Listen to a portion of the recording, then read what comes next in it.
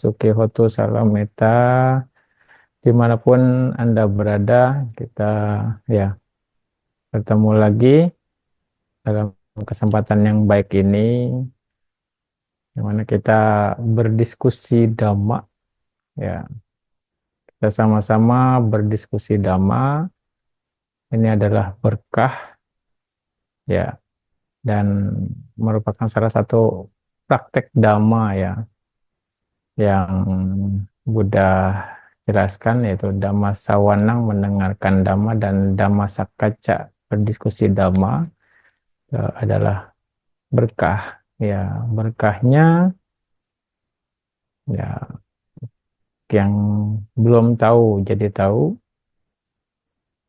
yang sudah tahu jadi lebih tahu, yang ragu jadi tambah yakin, yang sudah yakin makin bertambah keyakinannya terhadap Dhamma.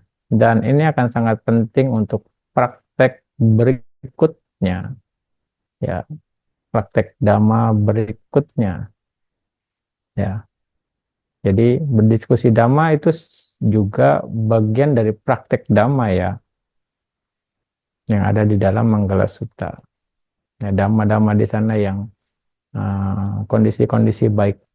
Dengan setelah berdiskusi Dhamma, ini juga akan menambah keyakinan, ya, bisa juga menambah pengetahuan, ya, artinya bertambah kebijaksanaan kita terhadap Dhamma yang akan kita praktekkan berikutnya, menambah semangat karena kita mengetahui, hmm, sudah mengetahui makna dari Dhamma itu, sehingga menginspirasi kita untuk jadi lebih praktek lagi.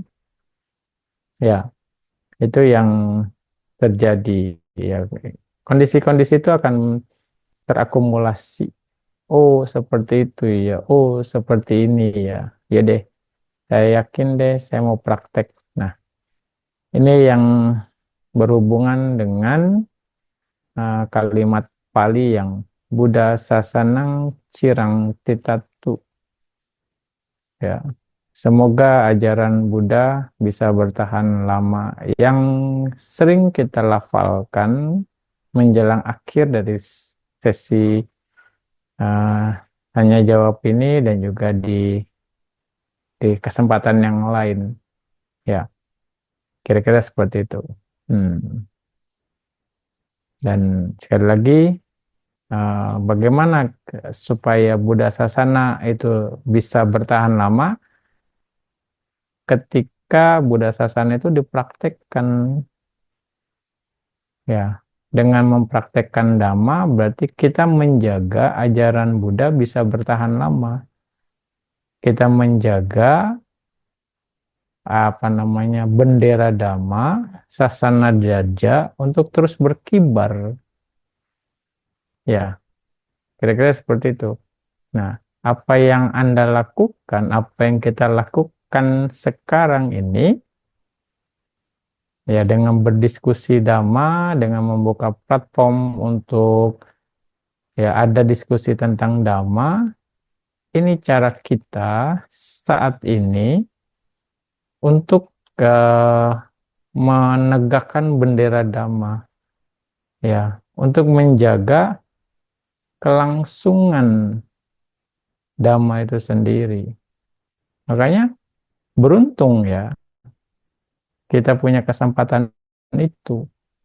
Jadi bukan seperti yang mungkin orang pada umumnya mengatakan bahwa ya ikut Zoom meeting cuma dengan Q&A saja, ya sudah lu dapat informasi Dhamma saja atau bagaimana, sebatas itu. Tidak. Ya, lebih daripada itu, lebih daripada itu. Jadi ini adalah bagian dari praktek Dhamma. Nah, konsep konsep kita orang pada umumnya lah, sudut pandang ketika praktek Dhamma itu hanya mungkin meditasi tok mencapai sesuatu, nah Dhamma bisa berkembang. Ya, nggak seperti itu juga. Praktek Dhamma itu beragam. Ya, praktek Dhamma itu bertingkat. Sekali lagi, ketika Anda mempraktekkan Dhamma apapun ya, saat itu Anda menjaga bendera sasana untuk terus berkibar. Nah, dengan begitu ya diharapkan Buddha Sasana Cirang Tritatu, ajaran Buddha bisa bertahan lama. Itu. Ya, jadi apa yang kita lakukan ya saat ini, inilah cara kita bersumbangsi terhadap sasana. Luar biasa. Kesempatan yang besar. Ya, kesempatan yang besar. Ya, diskusi Dhamma, ya, mendengarkan Dhamma, itu adalah cara praktek Dhamma sekali lagi ya. Dan itu adalah perbuatan baik. Dan itu adalah perbuatan baik. Jadi, kalau mau dibilang, kita jangan berkecil hati. Oh, saya nggak ada sumbangsinya nih terhadap sasana. Tidak. Cuma tidak disadari saja. Ya, mungkin kita punya standar ya supaya sasana tuh ya mungkin harus pencapaian tertentu atau dana dalam jumlah tertentu, menyediakan fasilitas akomodasi tertentu gitu kan. Tidak. Ya, semua punya fungsi, semua punya peran. Sekali lagi, ya kan? Apa yang Anda lakukan juga saat ini, cara kita bersumbangsi terhadap sasana itu sendiri dengan berbagai cara. Ya, secara umum sekali lagi, ya juga belakangan ini sering Bante angkat nah materi ini bahwa ketika Anda berbuat baik, sesungguhnya ya Anda sedang menjaga sasana. Ketika Anda berbuat baik, Anda sesungguhnya sedang mengibarkan bendera sasana. Ya, dengan bendera sasana terus berkibar, maka ya ajaran Buddha bisa bertahan lama. Karena orang masih melihat praktek Dhamma itu sendiri, orang masih mengerti praktek Dhamma itu sendiri, dan orang masih mau melakukan praktek Dhamma itu sendiri. Ya, kira-kira seperti itu. Tinggal bagaimana kita memperbaiki praktek Dhamma itu sendiri supaya berkualitas. Nah, ini perlu proses, ini yang diimprove, ini yang perlu diperbaiki.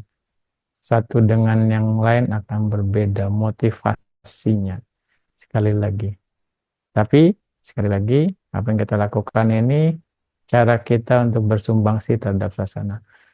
Inilah keberuntungan yang kita punya dalam kehidupan sekarang ketika kita terlahir sebagai manusia dan mengenal Dhamma. Kita masih punya sumbangsi terhadap sasana itu sendiri.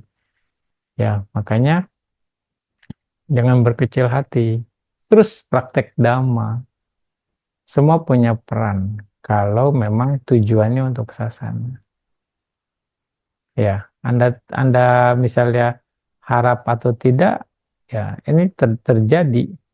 Hanya tinggal masalah memperbaiki kualitas kebaikan saja ya.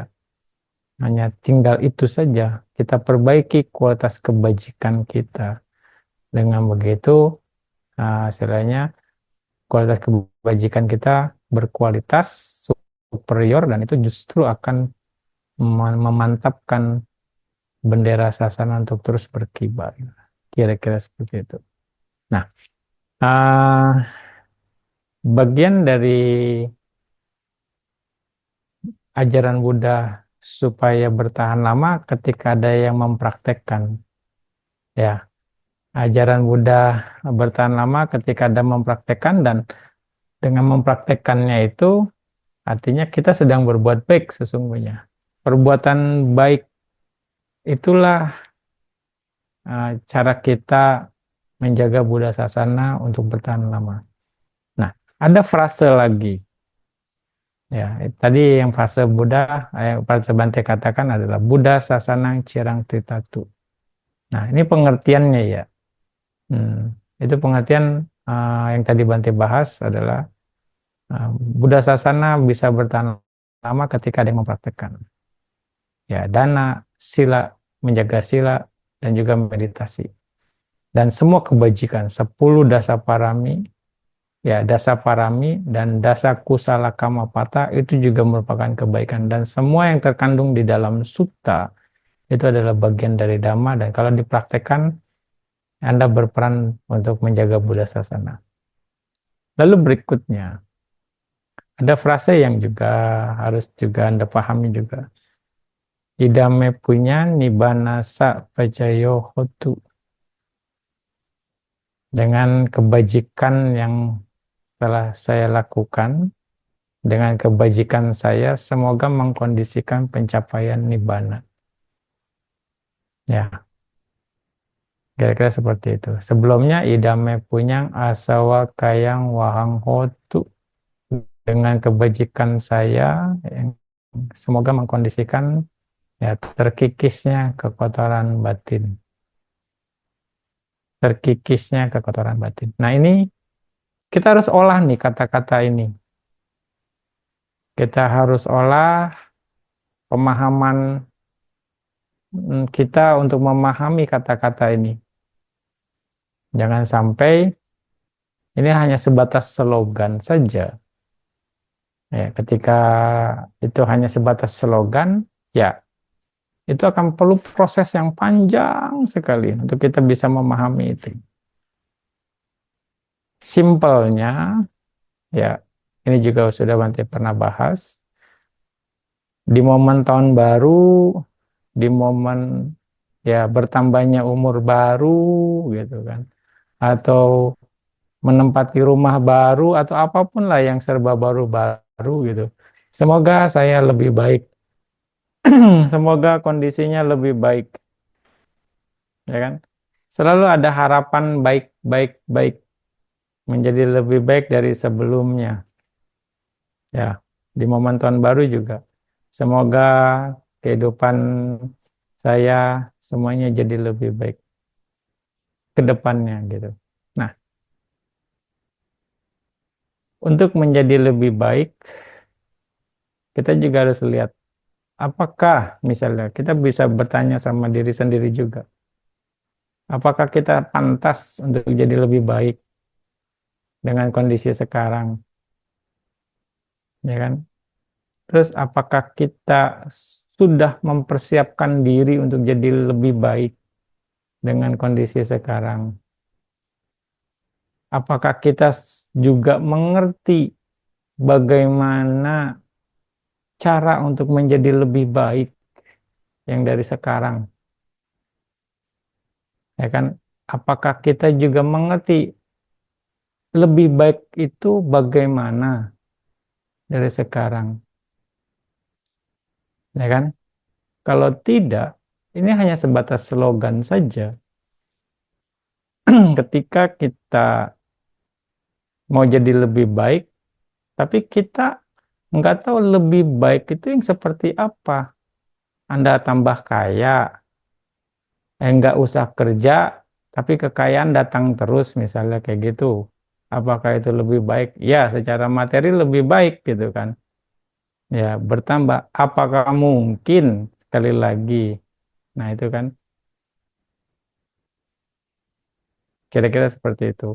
Apakah misalnya menambah skill, tapi terus saja nggak bergaul, misalnya di rumah saja tidur aja kerjaannya. Apakah itu nambah skill pengetahuan untuk mendapatkan misalnya peluang yang lain gitu, ya kan? Apakah seperti itu? Nah, ini yang harus kita improve dengan banyak cara gitu, ya kan? Jadi ketika kita menjadi lebih baik, berkeinginan untuk menjadi, berarti kita harus mempersiapkan hal-hal yang mengarah untuk menjadi baik itu sendiri, menjadi lebih baik dari yang sekarang.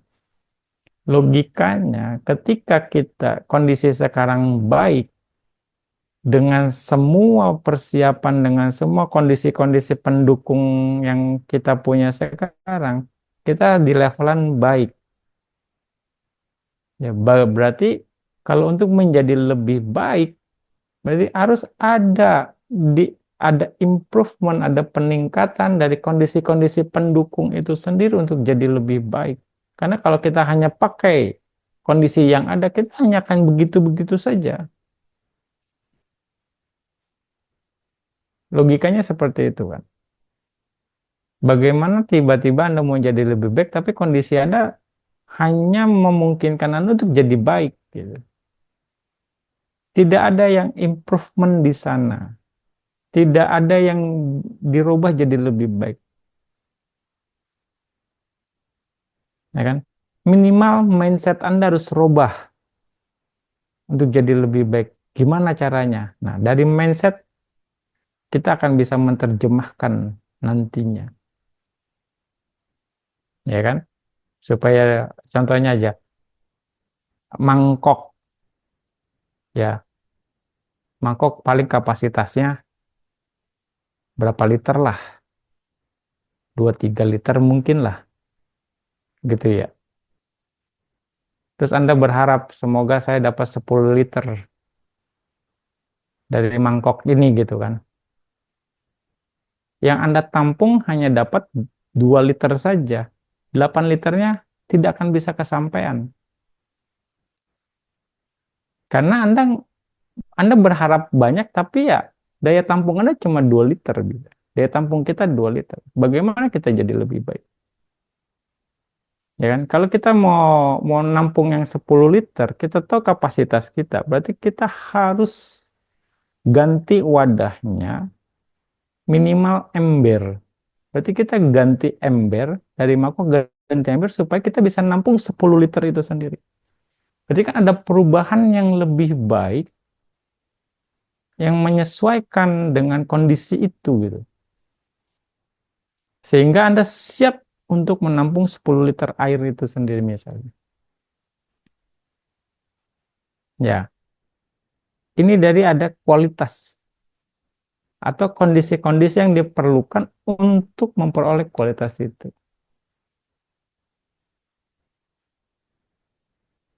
Kita harus bisa terjemahkan lagi supaya kita siap untuk ke sana. Kalau tidak, paling kita hanya bisa, semoga saya bisa bertahan tetap baik. Itu pun sulit juga mempertahankan tetap baik. Bisa dibilang. Ya, ya enggak. Jadi kalau kita mau jadi lebih baik, berarti ada harus peningkatan. Ada peningkatan. Dari niat, dari mindset, itu akan bisa diterjemahkan nantinya. Makanya penting. Supaya kita sesuai dengan sesuai dengan apa yang kita lakukan. Ya, contohnya juga misalnya, oke, Nibbana Pacayohotu. Kita harus bisa breakdown nih. Idame punya Nibbana Pacayo. Bagaimana caranya dengan kebajikan yang kita lakukan ini bisa mencapai Nibbana. Jadi kebajikan-kebajikan apa yang harus saya lakukan, harus saya kumpulkan, harus saya akumulasi untuk pencapaian Nibbana. Jelas-jelas gitu kan. Nibbana tidak bisa dicapai kalau cuma dana dan sila saja. Nibbana dicapai dengan bermeditasi. Tapi dana, sila, kebajikan-kebajikan yang lain itu bisa mendukung meditasi yang bisa mengarahkan untuk pencapaian Nibbana. Nah, kira-kira seperti itu. Berarti kita harus mempersiapkan segala sesuatunya yang memang sesuai dengan tujuan kita. Kalau tidak, akan lama sekali proses itu. Dari niat, kita harus bisa mengerti ini. Mindset mau dibilang. Orang gaya yang sekarang gitu ya, para motivator bilang, mindsetnya kita harus pas yang tepat. Ya, yang sesuai dengan kondisi kita dan sesuai dengan juga keinginan kita untuk bergerak gitu. Kalau tidak, mungkin jadi ambigu. Nah, setidaknya, oke, prinsip yang perlu kita pernah pahami ketika misalnya nibbana, pencapaian nibbana. Kita harus ngerti kan, nibbana itu adalah kondisi kedamaian yang tanpa kekotoran batin, tanpa kekotoran batin dan tanpa kemelekatan. Ya, tanpa kekotoran batin dan tanpa kemelekatan. Berarti ketika kita misalnya bagaimana kebajikan ini, kebajikan yang kita lakukan bisa mengkondisikan ke sana. Kita kondisikan kebajikan kita saat kita melakukan kebajikan, ya minimal tidak ada kekotoran batin saat itu, pada saat kita melakukan kebajikan. Dan tanpa melekat terhadap kebajikan itu sendiri. Kemelekatan itu harus dilepaskan saat ini. Nah, itu cara kita menerjemahkan. Setidaknya kita membuat potensi lagi supaya sejalan, selaras dengan nafas atau pengertian dari nibbana itu sendiri. Kalau tidak dimulai, kita akan sulit. Mindset menentukan, niat, ya, niat menentukan arah kita nantinya. Tapi kita harus bisa menerjemahkan itu.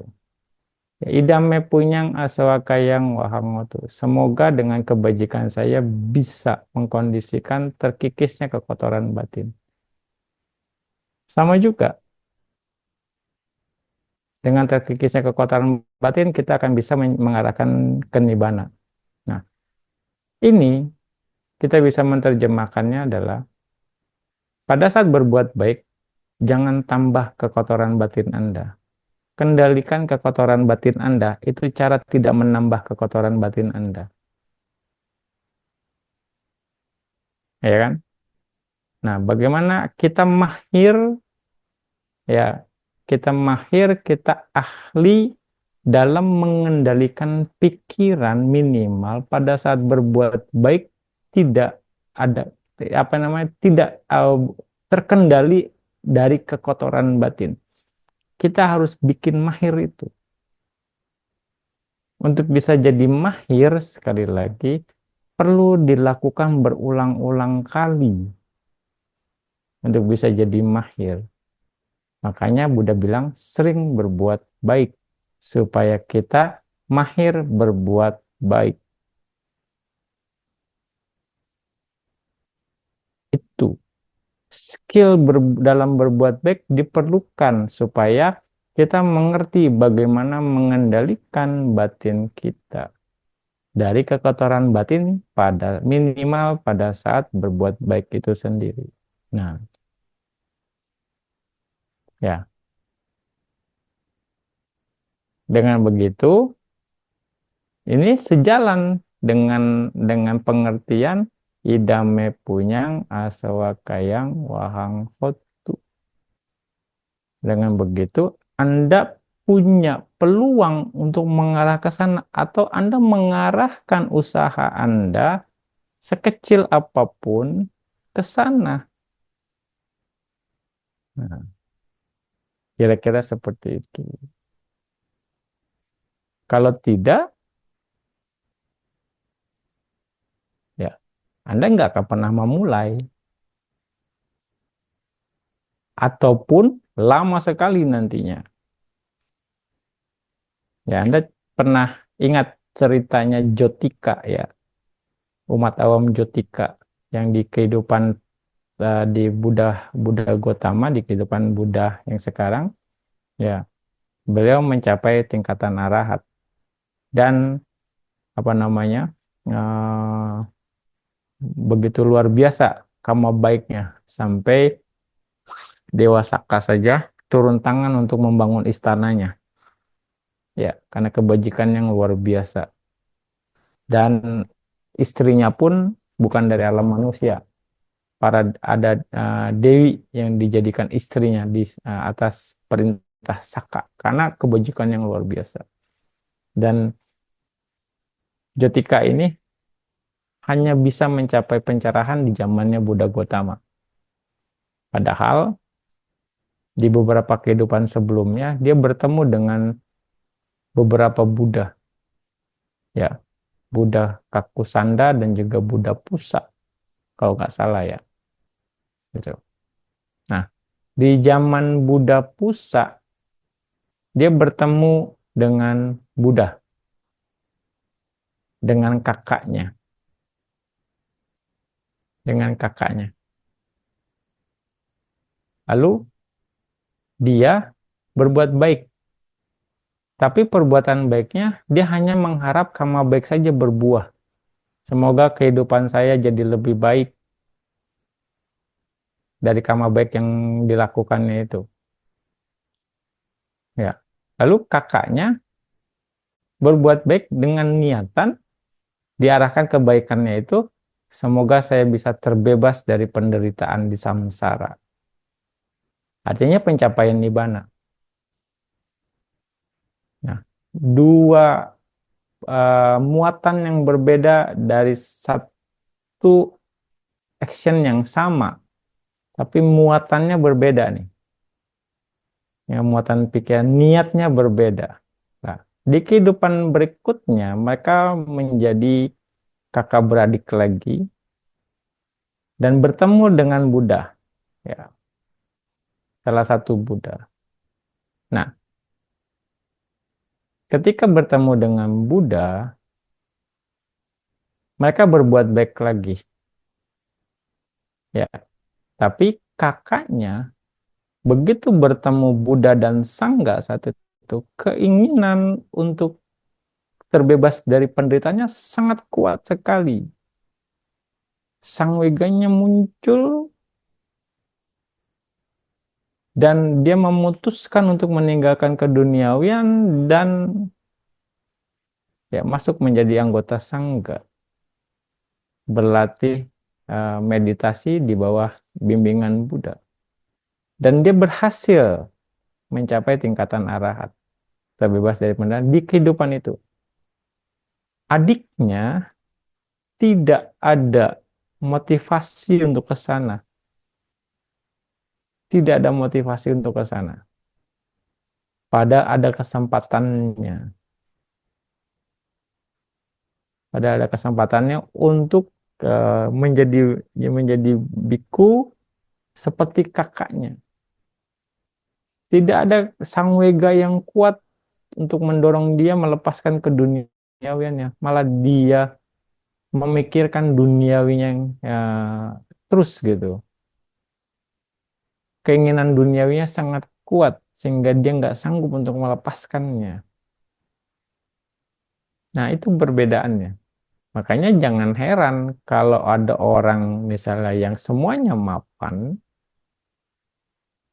ya, orang kaya, semuanya oke, tapi nggak ada niatan untuk meditasi gitu. Atau ada orang mungkin yang tahu banyak dhamma, tapi nggak mau meditasi. Jangan heran gitu. Karena apa? Kematangan spiritual, tingkat kematangan spiritualnya berbeda, gitu ya. Jangan berpikir, wow enak kalau saya jadi dia mah gitu. Wah udah saya tinggalin semua deh. Misalnya, kira-kira gitu ya. Ada ungkapan seperti itu.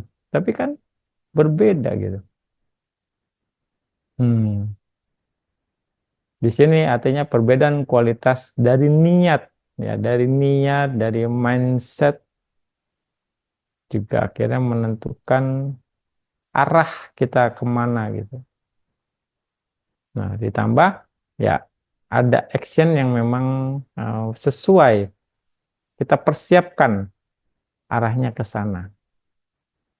Ya, pada akhirnya ya karena terus berbuat baik ya akhirnya terakhir menjadi Murid salah satu murid Buddha Jotika ya, dia mencapai juga pencerahan, mencapai tingkatan arahat.